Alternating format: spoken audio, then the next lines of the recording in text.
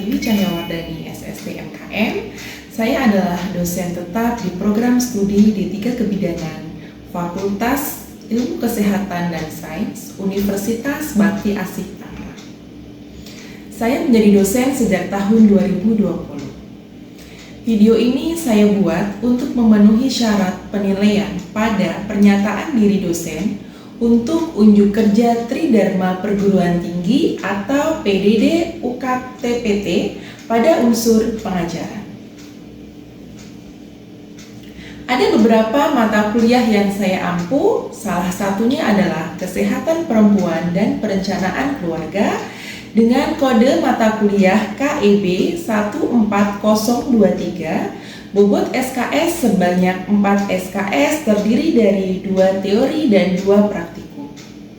Mata kuliah ini ada 14 pertemuan mata kuliah yang disampaikan pada semester 4 dengan jumlah dosen pengampu sebanyak 3 orang, yaitu saya sendiri, Ibu Hajah Sofia KS SST MKes dan Ibu Ika Sartika SKM SST MKes.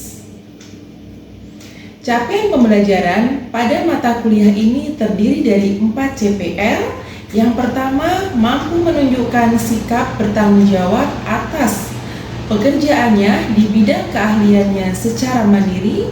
Yang kedua, menjalankan praktek kebidanan sesuai dengan kompetensi, kewenangan, dan kode etik profesi.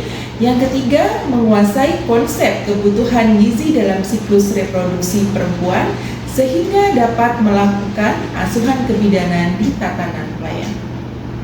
Dan yang keempat, mampu melaksanakan pelayanan keluarga berencana melalui pengaturan kehamilan dengan menggunakan metode sederhana sesuai SOP, kode etik profesi, dan tangga budaya di tatanan pelayanan kesehatan dan komunitas. Setelah pembelajaran, diharapkan mahasiswa mampu menjelaskan konsep kesehatan reproduksi, yang kedua mampu menjelaskan kesehatan wanita sepanjang siklus kehidupan, yang ketiga mampu menjelaskan pemantauan tumbuh kembang sepanjang daur kehidupan, yang keempat mampu menjelaskan dan mempraktekkan screening keganasan penyakit, yang kelima mampu menjelaskan dimensi sosial dan permasalahannya, yang keenam mampu menjelaskan konsep gender dalam kesehatan reproduksi, yang ketujuh mampu menjelaskan dan mempraktekkan konsep DAS dan program keluarga berencana, yang kedelapan mampu menjelaskan dan mempraktekkan komunikasi, edukasi, dan informasi keluarga berencana, yang kesembilan menjelaskan etika kebidanan dalam keluarga berencana, dan yang terakhir mampu menjelaskan pencatatan dan pelaporan keluarga berencana. Materi pembelajaran pada mata kuliah ini terdiri dari 10 materi. Yang pertama adalah konsep kesehatan reproduksi, yang kedua kesehatan wanita sepanjang siklus kehidupan, yang ketiga pemantauan tumbuh kembang sepanjang daur kehidupan, yang keempat screening keganasan penyakit, yang kelima dimensi sosial dan permasalahannya, yang keenam konsep gender dalam kesehatan reproduksi, yang ketujuh konsep dan program keluarga berencana, yang kedelapan komunikasi, informasi, dan edukasi keluarga berencana, yang kesembilan etika kebidanan dalam keluarga berencana, dan yang ke-10 pencatatan dan pelaporan keluarga berencana. Sistem pembelajaran pada mata kuliah ini untuk teori dapat dilakukan secara tatap maya dan tatap muka, sedangkan untuk praktikum disampaikan secara tatap muka di dalam laboratorium. Metode yang digunakan adalah ceramah, tanya jawab, rangkuman, analisis kasus, diskusi kelompok, curah pendapat, dan praktikum. Selama proses pembelajaran, adanya interaksi yang aktif antara dosen dan mahasiswa, sehingga suasana pada proses pembelajaran menyenangkan dan mahasiswa dapat menerima materi dengan mudah. Penilaian pada mata kuliah ini terdiri dari yang pertama adalah kehadiran 10%, yang kedua tugas 20%, yang ketiga UTS 30%, dan yang keempat UAS 40%. Berikut adalah video di dalam kelas pada saat saya menyampaikan salah satu materi dari mata kuliah ini.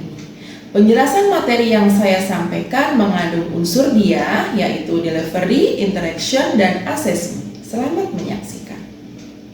Gimana kabarnya semuanya? Hari ini masuk semua? Masuk. Oke, di pertemuan hari ini kita adalah pertemuan yang ketiga yang akan membahas tentang pada mata kuliah kesehatan perempuan dan perencanaan keluarga. Pertemuan yang ketiga yang sebelumnya kita sudah membahas mengenai konsep dasar apa itu kesehatan perempuan. Sehingga hari ini akan saya melanjutkan materinya, yaitu materi yang ketiga mengenai pemantauan tumbuh kembang wanita di sepanjang daur kehidupan. Dari judulnya di sini, apakah ada yang tahu apa sih yang dinamakan dengan tumbuh kembang itu, ataupun bahkan ada yang tahu apa itu tumbuh kembang wanita? Seperti apa di daur kehidupannya? Ada yang tahu nggak di sini? Tumbuh kembang berarti adanya pertumbuhan apa? Dari segi fisik maupun psikologis, kan gitu. Oke. Ini adalah tujuan pembelajaran di mana setelah mahasiswa semua ini mempelajari materi ini, harapannya dapat menjelaskan gitu ya, menjelaskan pemahaman tumbuh kembang sepanjang daur kehidupan dari masa konsepsi sampai menopause. Nah, konsepsi sampai menopause itulah proses awal dan proses akhir daur siklus wanita. Seperti itu. Masa konsepsi itu apa sih? Nah, nanti kita akan belajar itu. Yang pertama kita belajar masa konsepsi dulu, masa bayi. Setelah itu ada ketiga adalah masa kanak-kanak. Yang keempat ada masa pubertas. Dilanjutkan dengan masa reproduksi dan diakhiri dengan masa klimakterium dan dinamakan yang menopause. Jadi itu 6 siklus itu yang harus Anda hafalkan di dalam sebuah kehidupan seorang wanita seperti itu. Tidak tiba-tiba menopause atau tiba-tiba konsepsi atau tiba-tiba masa reproduksi, tidak, tapi harus melewati beberapa siklus terlebih dahulu. Gitu ya. Oke. Di situ yang pertama adalah kondisi fisiknya seperti apa, tanda-tanda vitalnya, ya, dalam keadaan sehat atau tidak, mungkin dalam keadaan sakit atau panasnya demam dan sebagainya. Yang kedua adalah nutrisi. Nutrisi ini sangat penting dan perlu diperhatikan ya oleh seorang wanita, terutama ibu-ibu calon bidan ini nantinya akan memberikan konseling kepada pasien, ya, kepada pasien bagaimana caranya agar nantinya anak pasien tersebut yang ibu hamil tadi dalam keadaan baik dan sebagainya, tumbuh kembangnya maksimal dan sebagainya. Jelas kita harus memperhatikan nutrisi. Nah, nutrisi ini sangat penting diberikan tadi di awal. Ada masa konsepsi, di masa kehamilan, nutrisi penting nggak? Penting. Karena apa? Pada kehamilan kalau tidak kita memahami nutrisi atau tidak memberikan konseling ke nutrisi, apa penyebabnya kepada pasien? Mengalami anemia. Dari awal anemia, artinya ibu yang anemia nutrisinya kurang baik, ya enggak? Sehingga akan membuat janin juga akan bertumbuh dan berkembang kurang baik, yang akan mempengaruhi ketika nanti lahir, perkembangan bisa terjadinya stunting. Bisa nggak? Bisa. Itu diperhatikan nutrisi, ya. Sehingga kemarin pada waktu beberapa minggu lalu itu ya, saya melakukan salah satunya adalah pengabdian masyarakat di klinik. Kepada siapa? Kepada ibu-ibu hamil. Di situ pidana itu memberikan konseling ya, kepada ibu hamil mengenai apa? Mengenai nutrisi ini agar apa tidak terjadi stunting pada anaknya di kandung si ibu-ibu. Gitu ya. Yang ketiga adalah cairan dan elektrolit, sama. Itu keseimbangan dan nutrisi juga ya. Personal hygiene penting nggak? Penting. Kalau ibunya personal hygiene kurang bagus, maka akan menyebabkan mudah terkena virus, kuman dan sebagainya, sehingga kurang maksimal untuk tumbuh kembangnya. Ya. Istirahat juga penting ya. Kasih sayang, ya, kasih sayang dan seks itu juga penting. Aktualisasi diri, rasa aman dan nyaman itu sangat diperlukan. Ya, apalagi pada proses konsepsi seorang wanita. Ini yang perlu diperhatikan di aspek fisik. Selanjutnya ada aspek psikososial. Sangat pengaruh nggak kelompok? Sama, ya. Kelompok lingkungan itu kan sama, ya. Konsep diri dan akan dalam diri itu seperti apa? Ya, kecemasan, kondisi lingkungan sosial itu sangat perlu diperhatikan. Faktor pendukung keluarga dan masyarakat. Yang terakhir adalah komunikasi dan hubungan dengan kelompok, keluarga dan masyarakat. Perasaan itu dihargai seorang wanita, kalau dihargai atau dianggap ada, sama nggak? Itu ada seorang wanita ya, sehingga posisi seorang wanita itu di dalam sebuah kelompok itu intinya adalah diakui. Ini adalah aspek dari segi psikososial. Jadi dari masing-masing siklus tadi kita harus memperhatikan apa sih aspeknya fisik, apa aspek psikososial dari masing-masing siklus itu harus kita pahami. Oke, ini hanya sedikit membahas tentang masing-masing siklus gitu ya. Pada masa konsepsi dan belajar kita hanya mengulang ya bahwa di konsepsi itu di mana di situ adanya peristiwa penyatuan antara sel mani dan sel telur di dalam tunggal falopoid sehingga terjadi ya. Bisa konsepsi kenapa? Karena yang pertama adalah ovarium. Ovarium wanita ini harus merupakan hormon yang sehat. Yang sehat, arti kata sehat berarti tidak ada kurang satupun. Ya, gimana caranya biar kita itu sehat? Salah satunya juga dengan nutrisi, kembali ke nutrisi, apa yang kita konsumsi, bagaimana itu akan mempengaruhi kesehatan tubuh kita. Yang kedua adalah pria di sini harus mengeluarkan sperma yang cukup normal. Sperma yang normal untuk menghasilkan sperma yang normal itu juga butuh fisik yang sehat. Ya, kembali lagi selain nutrisi akan diolah hidup, personal hygiene itu di dalam fisiknya. Psikososialnya ya tadi ya kita harus bahagia gitu ya, tidak boleh sedih berlarut-larut karena akan mempengaruhi proses masa konsepsi. 12 bulan ini juga diperhatikan sama pertama kali tadi aspeknya juga semuanya sama tentang personal hygiene, tentang nutrisi pada bayi. Penting nggak nutrisi pada bayi? Penting, sehingga kita sebagai bidan kepada ibu hamil di situ selalu dipesankan atau diberikan KIE perawatan payudara agar apa? Ketika bayinya lahir atau proses persalinan pada nifas nanti ibu mudah untuk menyusui bayinya dan bisa sampai 6 bulan kemudian masih eksklusif. Setelah kemudian masih eksklusif, boleh nggak di situ sudah mulai belum MPASI? Sudah boleh kan setelah 6 bulan kita berikan MPASI, tetapi pada saat memberikan MPASI, ibu juga masih boleh memberikan ASI, ya kan? Iya, karena MPASI tadi makanan pendamping ASI, jadi boleh diberikan ASI tetap sampai 2 tahun, gitu ya. Oke, jadi penting di sini pada masa bayi, gitu. Yang ketiga adalah masa kanak-kanak, tadi 1 tahun sampai 6 tahun. Apa dikatakan masa kanak-kanak? Sudah mulai ada hormon, tapi masih kecil hormonnya, sehingga belum begitu terpengaruh. Tapi sudah mulai ada perbedaan antara laki-laki dan perempuan, ya, mungkin sifatnya, gitu ya, dan sebagainya. Oke, yang masa pubertas, seorang bidan bagaimana caranya, ya,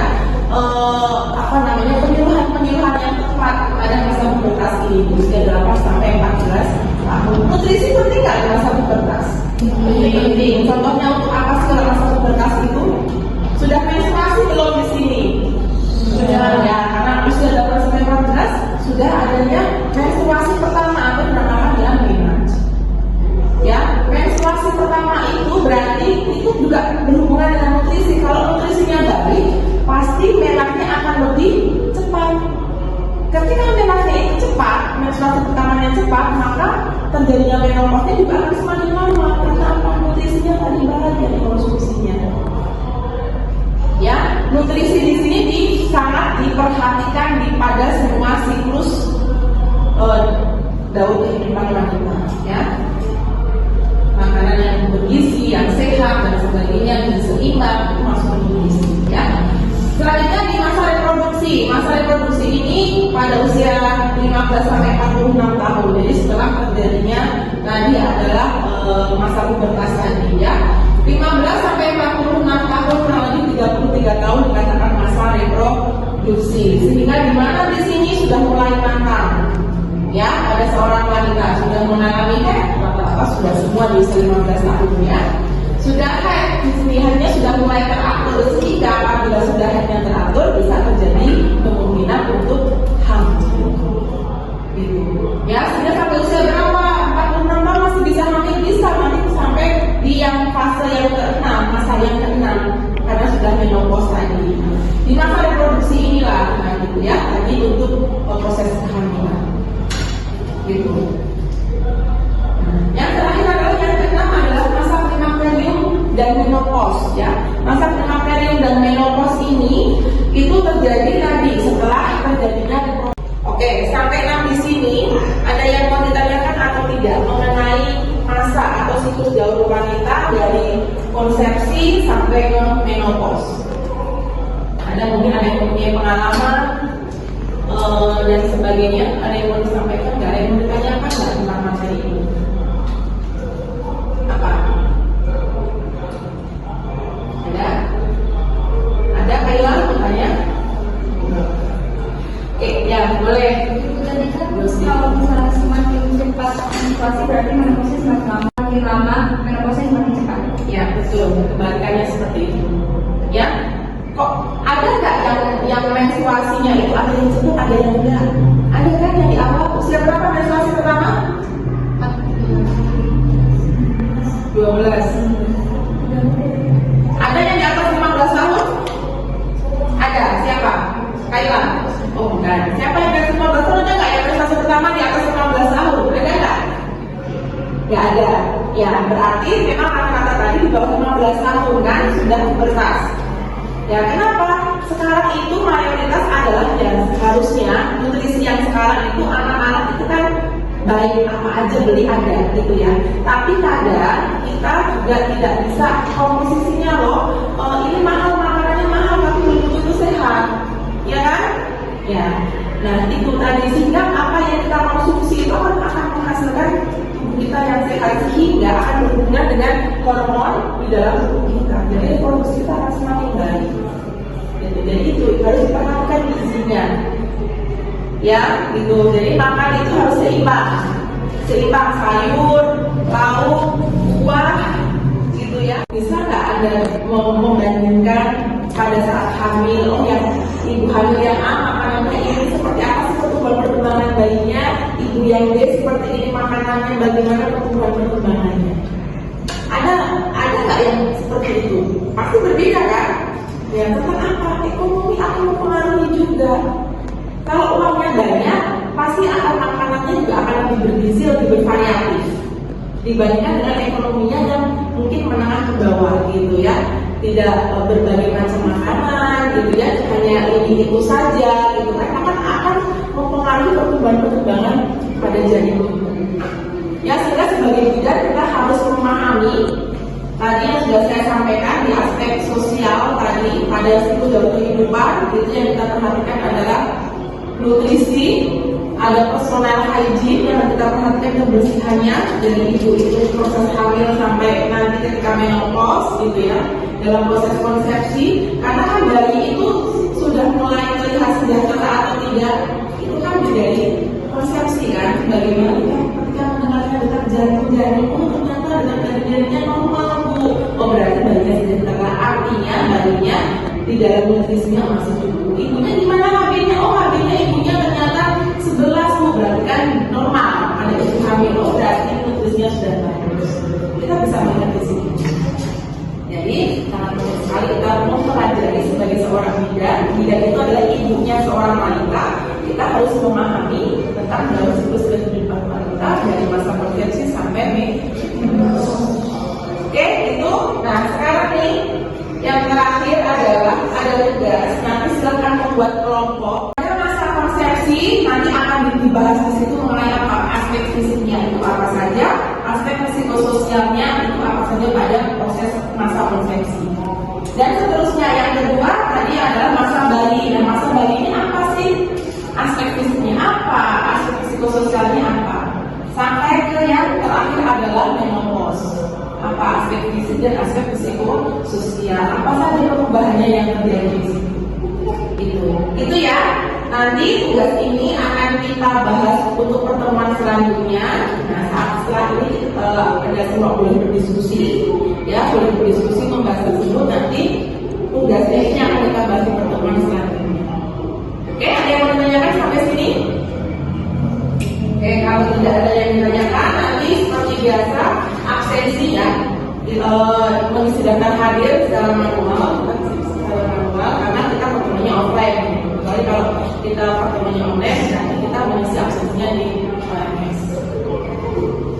Ya, itu sekian dari saya akhiri untuk hari ini ya. Saya akhiri. Assalamualaikum warahmatullahi wabarakatuh.